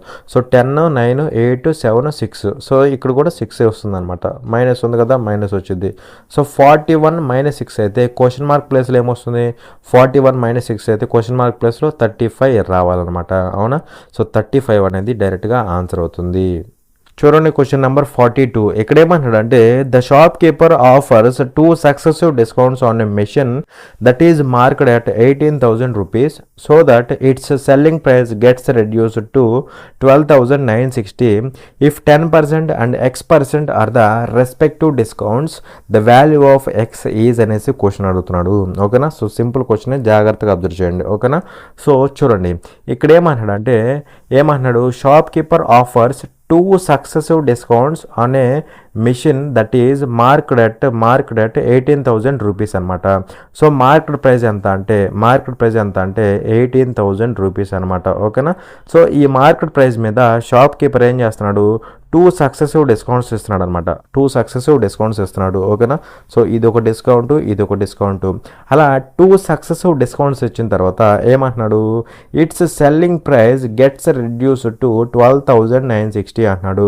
సో ఇలా డిస్కౌంట్స్ ఇచ్చిన తర్వాత సెల్లింగ్ ప్రైస్ ఏమవుతుందంటే 12,960 అవుతుంది అనమాట, 12,960 అవుతుంది. ఓకే, అలాగే ఇక్కడ ఏమన్నాడు if 10% and X% are the respective discounts అనమాట. సో 2 డిస్కౌంట్స్ కదా, 2 సక్సెసివ్ డిస్కౌంట్స్, అందులో ఒకటి 10% ఇంకోటి X% అనమాట. అయితే ఇక్కడ ఆ X%లో X వాల్యూ ఏమవుతుంది, ఆ డిస్కౌంట్ ఎంత అవుతుంది అనేసి అడుగుతున్నాను అనమాట. ఓకేనా, సో సింపుల్ క్వశ్చన్ అనమాట, జాగ్రత్తగా అబ్జర్వ్ చేయండి. ఓకేనా, సో ఇది మార్కెట్ ప్రైస్ కదా, ఇది మార్కెట్ ప్రైస్ అనమాట. సో దీని మీద ఫస్ట్ డిస్కౌంట్ 10% వచ్చింది, సెకండ్ X% X% అనమాట, సెకండ్ది X%. ఓకేనా. సో 10% అంటే ఫ్రాక్షన్లో ఏమవుతుంది అంటే చూడండి, ఫ్రాక్షన్లో ఏమవుతుంది, 1/10 అవుతుందా, 1/10 డిస్కౌంట్ కదా, మైనస్ అనమాట. అంటే 10 ఉండాల్సింది 1 తగ్గిద్ది, 9 అయ్యిద్ది. ఓకే, నెక్స్ట్ డిస్కౌంట్ మనకు తెలియదు కదా, ఆ ఎక్స్ని ఎక్స్గానే వదిలేసేయి. ఓకేనా. సో అది పక్కన పడేసేయి. ఇప్పుడు మనం ఏం చేస్తామంటే చూడండి జాగ్రత్తగా, ఇక్కడ 0 గెట్ క్యాన్సిల్డ్, అవునా, ఇక్కడ ఒక 0 గెట్ క్యాన్సిల్డ్, అవునా. అలాగే ఇక్కడ 9 పోతుందా, 9 ఇక్కడ ఎన్ని టైమ్స్ పోతుంది చెప్పండి, 9 1 టైం పోతుంది, ఇంకా 3 మిగులుతుంది 39, 9 4s 36, మళ్ళీ 3 మిగులుతుంది 36 అవుతుంది. అంటే 4 టైమ్స్ 9, అవునా కదా.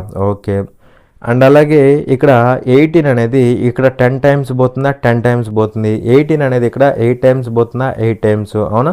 అగైన్ మనకి 2 పోతుంది కదా, 2 ఇక్కడ 5 టైమ్స్ పోతుందా, 5 టైమ్స్, 2 ఇక్కడ 4 టైమ్స్, 4 టైమ్స్. ఇప్పుడు ఈ సెకండ్ డిస్కౌంట్ పర్సంటేజ్ కనుక్కోవాలన్నమాట. సో ఇప్పుడు చెప్పేది జాగ్రత్తగా అబ్జర్వ్ చేయండి, ఇక్కడ పోయిందంటే ఆన్సర్ ఎగిరిపోయింది. ఓకేనా. సో ఇప్పుడు ఎక్స్కి సంబంధించిన ఫ్రాక్షన్ ఏమవుతుందంటే ఈ 5 అటు వెళ్ళిపోయి 4/5 అవుతుందా, 4/5 అవుతుంది, 4/5 అవుతుంది, అవునా. అంటే ఇక్కడ వాల్యూ అనేది 5 ఉండాల్సింది 4 అయింది, 5 ఉండాల్సింది 4 అయింది. అంటే ఇక్కడ డిస్కౌంట్ ఎంత వచ్చింది, 1 డిస్కౌంట్ వచ్చింది. ఎంత మీద అంటే 5 మీద 1 డిస్కౌంట్ వచ్చింది. ఓకే, బైలో 5 అనమాట, అర్థమైందా. 5 ఉండాల్సింది 4 అయింది, అంటే 1 డిస్కౌంట్ వచ్చింది అనమాట. ఎంత మీద అంటే బైలో ఉన్న 5 మీద అనమాట. ఓకేనా. సో బైలో 5 కామన్, సో పర్సంటేజ్ కదా, ఇంటూ 100 చేస్తే సరిపోతుంది. అలా క్యాన్సిల్ చేస్తే మనకి ఎంత అవుతుంది, డిస్కౌంట్ పర్సంటేజ్ 20% అవుతుంది అనమాట. ఏమవుతుంది, 20% అవుతుంది. చాలామంది ఇక్కడ 4/5 రాగానే ఏం చేస్తారు, ఇంటూ 100 చేస్తారు. అలా చేయకూడదు. ఓకేనా. సో ఇక్కడ జాగ్రత్తగా ఉండాలన్నమాట. మనకి వాల్యూ ఎంత అంటే 20%. ఓకేనా. చూడండి క్వశ్చన్ నెంబర్ 43. ఇక్కడ ఏమన్నాడంటే subtract the some of 2x - 3y + 7z and 4z - 5x from 13x - z అనమాట. అంటే ఈ రెండింటి యొక్క సమ్మని ఈ 13x - z నుంచి సబ్ట్రాక్ట్ చేయమంటున్నాడు. సో 13x - z నుంచి సబ్ట్రాక్ట్ చేయమంటున్నాడు. ఏం సబ్ట్రాక్ట్ చేయమంటున్నాడు, ఈ రెండింటి యొక్క సమ్మని. సో సమ్ అంటే ఏమవుతుంది, రెండింటిని యాడ్ చేయడమే కదా. So 2x - 3y + 7z plus 4z - 5x 4z - 5x అనమాట. సో ఇది చేస్తే మనకు ఆన్సర్ అయిపోతుంది. మరి ఇక్కడ చూస్తే ఏమవుతుందంటే చూడండి, 13x - z మైనస్ ఆఫ్ ఎంత అవుతుంది, ఎక్స్లో ఏమవుతుంది, -3x అవుతుందా, -3x, అవునా. వై చూస్తే -3y -3y, జెడ్ చూస్తే +11z అనమాట, అవునా కదా. సో ఇక్కడ చూస్తే ఏమవుతుందంటే -3x అంటే ఏమవుతుంది, +3x 13x ఎంత అవుతుంది, 16x అవుతుందా, 16x. సో ఇక్కడికి రాగానే మనకి ఆన్సర్ అర్థమైపోయింది. ఎక్స్లో 16x ఉండాలి, ఇక్కడ ఒక్క చోటే ఉంది కాబట్టి ఇదే ఆన్సర్ అనమాట. ఓకేనా. 16x కనపడింది, డైరెక్ట్గా అదే ఆన్సర్. మీరు కావాలనుకుంటే రిమైనింగ్ కూడా చేసుకోవచ్చు అనమాట. ఓకేనా. సో ఇక్కడ చూడండి, ఇక్కడ నెక్స్ట్ వై టర్మ్ చూస్తే వై టర్మ్ ఒక్కటే ఉంది కదా. సో ఇదనమాట, -3y అంటే ఏమవుతుంది, +3y అవుతుందా, +3y, అవునా. అలాగే జెడ్ టర్మ్ ఏముంది, ఇక్కడ -z -11z, so -12z అయిద్దా, so -12z అనమాట. కానీ ఇది కూడా చేయాల్సిన అవసరం లేదు, 16x కనపడంగానే అది పెట్టేస్తే సరిపోతుంది అనమాట. చూడండి క్వశ్చన్ నెంబర్ 44. ఇక్కడ ఏమన్నాడంటే if a = b = 3:4 and b = c = 2:3 then a = b = c = అనేసి క్వశ్చన్ అడుగుతున్నాడు. సో ఇక్కడ మనకేమి ఇచ్చాడంటే a = b ఇచ్చాడు, ఎంత అంటే 3:4 ఇచ్చాడు. ఓకే, అలాగే b = c ఇచ్చాడు, b = c ఎంత అంటే 2:3, అవునా. మనల్ని ఏం కనుక్కోమంటున్నాడు, a = b = c వాల్యూ కనుక్కోమంటున్నాడు అనమాట. మరి ఏ తర్వాత b, అవునా, అలాగే b తర్వాత c. సో bతో ఎండ్ అయింది, bతో స్టార్ట్ అయింది, అవునా. అంటే కంటిన్యూటీ ఉంది కాబట్టి డైరెక్ట్గా a తర్వాత b తర్వాత c. సో abcకి రేషియో కట్టేసేయచ్చు అనమాట డైరెక్ట్గా. ఓకేనా. a తర్వాత b తర్వాత c, abcకి రేషియో కట్టేసేయచ్చు. ఎలాగంటే చూడండి, ఇక్కడ డౌన్కు దిగండి, 3 × 2 6 అవుతుందా, ఈస్టు క్రాస్ వెళ్ళండి, 2 × 4 8 అవుతుందా, ఈస్టు. అలాగే డౌన్కి దిగండి 3 4s 12 అనమాట. మరి ఇక్కడ క్యాన్సిల్ చేస్తే మనకి ఏం క్యాన్సిల్ అవుతుంది, 2 క్యాన్సిల్ అయిద్దా, సో 3 అవుతుంది, ఇక్కడ 4 అవుతుంది, ఇక్కడ 6 అవుతుంది అనమాట. సో 3:4:6 3:4:6 అది మనకి ఆన్సర్ అవుతుంది. ఓకేనా. లేదు అంటే మీరు ఆప్షన్ వెరిఫికేషన్ చేసుకోవచ్చు. ఎలాగంటే చూడండి, ఆప్షన్ వెరిఫికేషన్ అంటే మనల్ని ఏమడుతున్నాడు A:B:C, అప్పుడు మనకిచ్చే రేషియో కూడా A:B:C అయిద్దా, A:B:C అయిద్ది, అవునా. ఇప్పుడు నేను ఎలా ఆప్షన్ వెరిఫై చేస్తానంటే చూడండి, AB తీసుకుంటున్నా, AB వరకే తీసుకుంటున్నా. AB తీసుకుంటే రేషియో ఎలా ఉండాలి, 3:4 ఆ విధంగా ఉండాలన్నమాట, అవునా. మరి ఇక్కడ AB తీసుకున్నప్పుడు ఫస్ట్ ఆప్షన్లో AB తీసుకుంటే రేషియో ఎంత ఉంది, 4:2 అంటే ఎంత అవుతుంది, 2:1 అయిద్దా, 2:1. మనకు ఉండాల్సింది ఎంత, 3:4 ఉండాలా, మరి లేదు కదా. So first option wrong option అనమాట, తీసేసి నెక్స్ట్ ఇక్కడ రేషియో ఎలా ఉండాలి, 3:4 ఉండాలి యాక్చువల్గా, అవునా. ABకి 3:4 రేషియో ఉండాలి. మరి ఇక్కడ చూస్తే 4:3 ఉంది, అంటే ఇది రాంగ్ ఆప్షన్, అవునా. అలాగే ఇక్కడ చూస్తే ఇక్కడ 3:4 ఉంది, ఇక్కడ 3:4 ఉంది. ఓకే, రెండిట్లో బాగానే ఉంది, అవునా. సో దీనికి ఛాన్స్ ఉంది, దీనికి ఛాన్స్ ఉంది. ఓకే, ఇప్పుడు ఏబీకి అయిపోయింది. నెక్స్ట్ బీసీకి తీసుకో. బీసీకి తీసుకుంటే 2:3, సో బీసీ తీసుకుందాం, ఓకేనా. ఇప్పుడు ఈ రెండు తీసుకుందాం. ఈ రెండు తీసుకుంటే రేషియో ఎలా ఉండాలి, 2:3 ఉండాలి, అవునా. మరి ఇక్కడ చూడండి, ఇక్కడ చూస్తే రేషియో ఏమవుతుందో చెప్పండి, 2 ఇక్కడ 2 టైమ్స్, 2 ఇక్కడ 3 టైమ్స్ పోతుందా, సో 2:3 సరిపోయిందా లేదా, సరిపోయింది. కాబట్టి డైరెక్ట్గా ఇదే ఆన్సర్ అనమాట, ఇది కూడా ఫెయిల్ అయిపోతుంది. మీరు కావాలనుకుంటే ఈ రెండింటికి రేషియో తీసుకోండి. రేషియో ఎలా ఉండాలి, 2:3లా ఉండాలి. మనకి ఇక్కడ రేషియో ఎలా ఉంది, 4:3 ఉందా, బీసీకి 4:3 ఉంది. మరి అలా ఉండొచ్చా, ఉండకూడదు కదా, ఉండకూడదు కాబట్టి ఫెయిల్ అయిపోతుంది అనమాట, ఫెయిల్ అయిపోతుంది, అవునా. అలా మనకి ఆప్షన్ 3 అనేదే ఆన్సర్ అనమాట. చూడండి క్వశ్చన్ నెంబర్ 47. ఇక్కడేమన్నాడు అంటే the ages of Anita and Sunita differ by 30 years. If 5 years ago Anita was 3 times as old as Sunita, then the present age of Sunita is అనేసి క్వశ్చన్ అడుగుతున్నాడు, ఓకేనా. సో ఇక్కడ ఏమన్నాడు అంటే చూడండి, the ages of Anita and Sunita differ by 30 years అనమాట. సో వీళ్ళిద్దరికి మధ్య ఏజ్ డిఫరెన్స్ అనమాట, అనితకి అదేవిధంగా సునీతకి, వీళ్ళిద్దరికి ఏజ్ డిఫరెన్స్ ఎంత అంటే 30 years. సో అనితకి సునీతకి ఏజ్ డిఫరెన్స్ ఎంత అంటే 30 years అనమాట. ఎప్పుడైనా గుర్తుపెట్టుకోండి, ఇద్దరు పర్సన్స్కి ఏజ్ డిఫరెన్స్ అనేది ఎప్పుడూ కాన్స్టెంట్గానే ఉండిద్ది. అంటే ప్రజెంట్ అయినా వాళ్ళిద్దరి మధ్య ఏజ్ డిఫరెన్స్ 30 years ఉండిద్ది, 10 సంవత్సరాల తర్వాత అయినా 30 years ఉండిద్ది డిఫరెన్స్, 10 సంవత్సరాల క్రితమైనా సరే 30 years ఉండిద్ది అనమాట డిఫరెన్స్ అనేది, ఓకేనా. ఆ డిఫరెన్స్ అనేది ఎప్పుడూ మారదు అనమాట, ఓకేనా. ఎప్పుడైనా సరే డిఫరెన్స్ అనేది సేమ్గానే ఉంటుంది. అలా ఇక్కడ డైరెక్ట్గా డిఫరెన్స్ అంటే Anita minus Sunita is equal to 30 years అనేసి తీసుకోవచ్చు అనమాట. అయితే ఇక్కడ ఏమంటాడు అంటే చూడండి, ఇఫ్ 5 years ago అనమాట, 5 years ago. So 5 years ago ఏమంటున్నాడు, Anita was 3 times as old as Sunita, Anita was 3 times as old as Sunita. So 5 years క్రితం అనిత ఎలా ఉందంటే సునీతకి 3 times ఉంది, సునీతకి 3 times అంటే 3 times ఆఫ్ సునీత అనమాట, అవునా. మరి ఏఎస్ అంటే ఏంటి, Anita present age, Sunita present age, అవునా కదా. సో 5 years ago అంటున్నాడు కదా, 5 years ago కాబట్టి -5 చేయాలన్నమాట, ప్రజెంట్ ఏజ్లోంచి -5 చేయాలి, ఇక్కడ కూడా -5 చేయాలన్నమాట, ఓకేనా. కండిషన్ అది. మరి ఇక్కడ ఏమవుతుందంటే చూడండి, A-5 ఈక్వల్ టు 3s -15 అవుతుందా, -15. So A-3s రాసుకోవచ్చా, A-3s equal to ఏమవుతుంది, ఇది అటు వెళ్తే -10 అయిద్దా, -10. ఇక్కడి నుంచి A-s equal to 30, A-s equal to 30, అవునా కదా. సో ఇక్కడ నేనేం చేస్తున్నానంటే చూడండి, సబ్ట్రాక్ట్ చేస్తే సైన్లు మారుతాయి అనమాట, అవునా. సో ఈ రెండు cancel, -3s plus s, -2s అయిద్దా, -2s, ఇక్కడ -40 అయిద్దా, -40. సో s ఈక్వల్ టు ఎంత అవుతుంది, s ఈక్వల్ టు 20 అనమాట, s ఈక్వల్ టు 20 years. మనల్ని ఏమడుతున్నాడు, present age of Sunita, s అంటే ప్రజెంట్ ఏజ్ కదా, ప్రజెంట్ ఏజ్ ఎంత అంటే 20 years అనమాట. ఒకవేళ 5 years ఎగో ఏజ్ అంటే 5 సంవత్సరాల క్రితం అంటే ప్రజెంట్లోంచి 5 సంవత్సరాలు తీసేస్తాం అనమాట, లేదంటే 5 సంవత్సరాల తర్వాత అంటే ప్రజెంట్కి 5 years యాడ్ చేస్తామన్నమాట. అలా ఏది అడిగితే అది మనం చెప్పాలన్నమాట, ఓకేనా. చూడండి క్వశ్చన్ నెంబర్ 53 అనమాట. ఎక్కడేమన్నాడు అంటే study the following table and answer the question అనేసి అంటున్నాడు.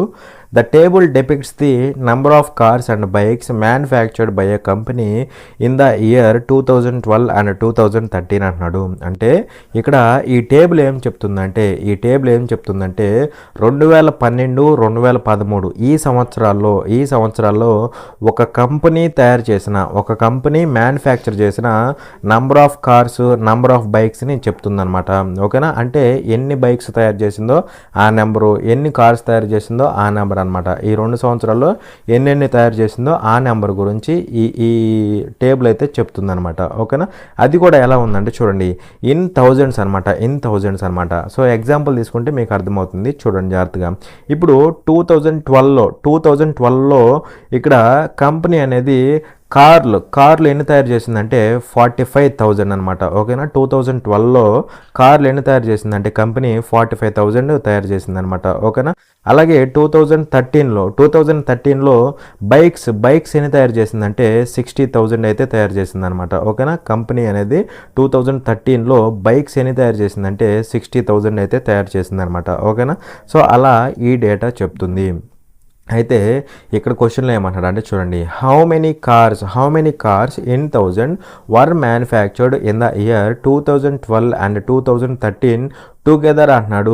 సో హౌ మెనీ కార్స్ అంటున్నాడు. కార్స్ అంటే ఇదిగోండి, ఈ డేటా అంతా కార్స్ అనమాట. ఓకేనా, సో కార్స్. అలాగే ఇక్కడ ఏమంటున్నాడు 2012, 2013 అంటున్నాడు. ఇదిగోండి 2012, 2013. సో ఈ 2 సంవత్సరాల్లో టోటల్గా ఎన్ని కార్లు తయారైనాయి అనేసి అడుగుతున్నాడు అనమాట. ఓకేనా, మరి 2012లో తయారైన కార్లు ఎన్ని? 45,000. అవునా, 2013లో తయారైన కార్లు ఎన్ని? 40,000. అవునా, టోటల్ అంటున్నాడు కదా, టోటల్ కాబట్టి కలపాలన్నమాట. టుగెదర్ అంటున్నాడు కదా, కలపాలి. టోటల్గా ఎన్ని తయారైనాయి? 85,000 అనమాట. 85,000 అయితే తయారైనాయి అనమాట.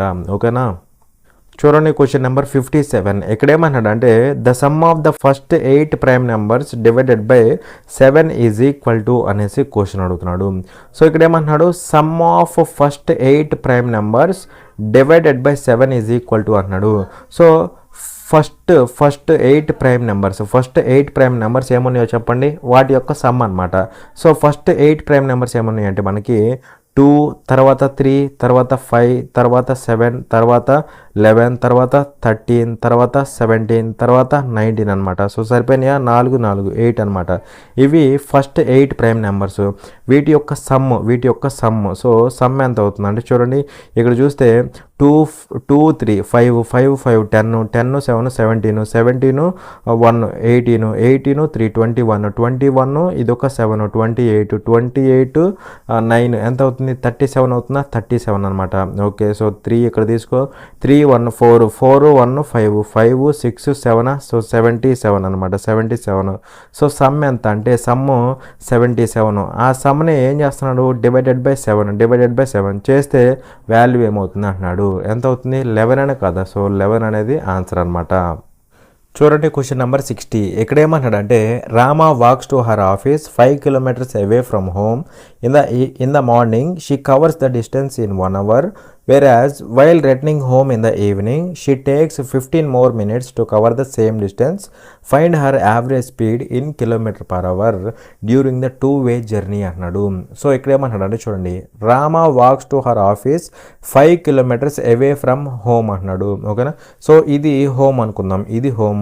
సో ఇక్కడ నుంచి ఈమె ఆఫీస్కి వెళ్తుంది అనమాట. ఇది ఆఫీస్ అనుకుందాం, ఇది ఆఫీసు. సో అది ఎలా ఉంది? 5 kilometers away from home. So home నుంచి ఆఫీస్ ఎంత దూరంలో ఉంది? 5 kilometers దూరంలో ఉందన్నమాట. 5 kilometers దూరంలో ఉందన్నమాట. సో పొద్దుటిపూట ఏం చేస్తుందంటే ఈమె ఇలా ఆఫీస్కి వెళ్తుంది. ఓకేనా, పొద్దున్నే ఈమె ఇలా వెళ్తుంది అనమాట.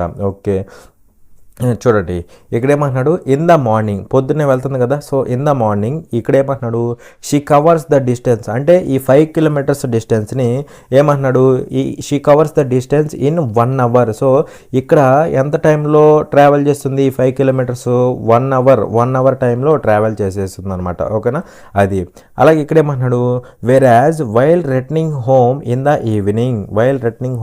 ఈవినింగ్. సో ఇలా రిటర్న్ వచ్చేస్తుంది, ఆఫీస్ నుంచి ఇంటికి వస్తుంది అనమాట. అనమాట, సాయంత్రం. ఓకే, సో ఇక్కడ ఏమంటున్నాడు, she takes 15 more minutes to cover the same distance.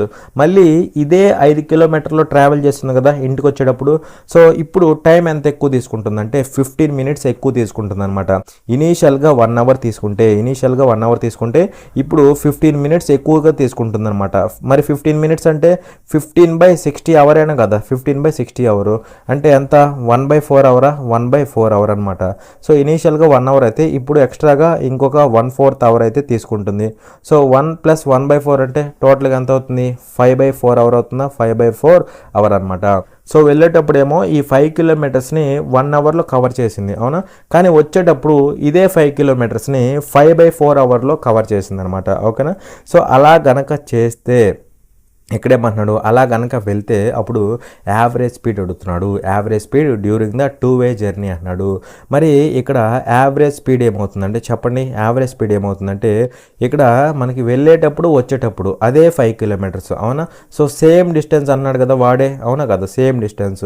So distance same అయితే ఇక్కడ మనకి ఏమవుతుందంటే యావరేజ్ స్పీడ్ అనేది చూడండి, ఇక్కడ 1 hour-లో వెళ్తుంది, ఇక్కడేమో 5/4 hour అనమాట.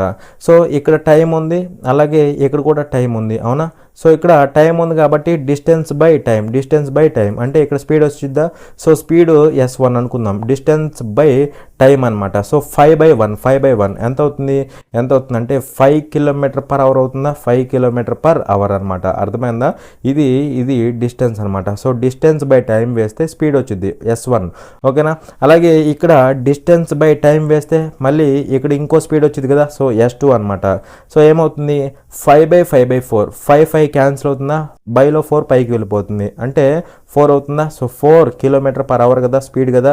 సో అది మరి ఇలా 2 స్పీడ్స్ ఉన్నప్పుడు యావరేజ్ స్పీడ్ ఏమవుతుందంటే డిస్టెన్స్ సేమ్ కదా. సో ఇలా యావరేజ్ స్పీడ్ ఏమవుతుందంటే 2S1 S2 by S1 + S2 అవుతుంది అనమాట. ఓకేనా. సో అది మరి ఇక్కడ చూస్తే పెడితే ఏమవుతుందంటే చూడండి, 2 × S1 అంటే స్పీడ్ 1 ఎంత, 5 ఇంటూ S2 అంటే స్పీడ్ 2 4 కదా, 4. సో S1 + S2 అంటే 9 అనమాట. So that is equal to ఏమవుతుందంటే చూడండి, ఇక్కడ 2లో కానీ 5లో కానీ 4లో కానీ 9 క్యాన్సిల్ అవుతుందిగా. సో 9 క్యాన్సిల్ అవుతుంది, పక్కన పడేసి. అంటే దాని మీనింగ్ ఏంటి, 9 అనేది ఖచ్చితంగా డినామినేటర్లో ఉండాల్సిందే. ఓకేనా. పైన ఎంత ఉందో మనకు అనవసరం, 9 అనేది డినామినేటర్లో ఉండాల్సిందే. మరి ఇక్కడ 9 డినామినేటర్లో ఉన్న ఒకే ఒక ఆప్షన్ ఏంటి, ఆప్షన్ 2 అనమాట. డైరెక్ట్గా అదే ఆన్సర్ అయిపోతుంది. ఓకేనా. మీరు చేసుకున్నా సరే మనకి ఎంత వస్తుంది, ఇక్కడ 40/9 వస్తుంది. చూడండి క్వశ్చన్ నెంబర్ 66. ఇక్కడ ఏమన్నాడంటే A can complete a piece of work in 20 days, B can do the same work in 15 days, B worked alone for 6 days and left. In how many days can A complete the remaining work alone అనేసి question అడుగుతున్నాడు. ఓకేనా. So simple question, జాగ్రత్తగా observe చేయండి. ఓకేనా. So చూడండి ఇక్కడ ఏమన్నాడంటే A can complete a piece of work in 20 days, A ఒక వర్క్ని 20 daysలో కంప్లీట్ చేస్తాడు. ఓకేనా. అది అలాగే ఇక్కడ ఏమంటున్నాడు B can do the same work in 50 days. So B ఒక్కడే అదే వర్క్ని 15 daysలో కంప్లీట్ చేస్తాడు. ఓకే. అయితే ఇక్కడ ఏమంటున్నాడు B worked alone for 6 days. So B అనేవాడు 6 days పాటు వర్క్ చేశాడు. బీ 6 days పాటు వర్క్ చేశాడు. ఓకే. అండ్ లెఫ్ట్, సో వెళ్ళిపోయాడు అనమాట. బీ స్టార్టింగ్లో ఒక 6 రోజులు వర్క్ చేశాడు, ఆడు వెళ్ళిపోయాడు. ఓకేనా. అయితే ఇక్కడ ఏమంటున్నాడు in how many days can A complete the remaining work alone అన్నాడు.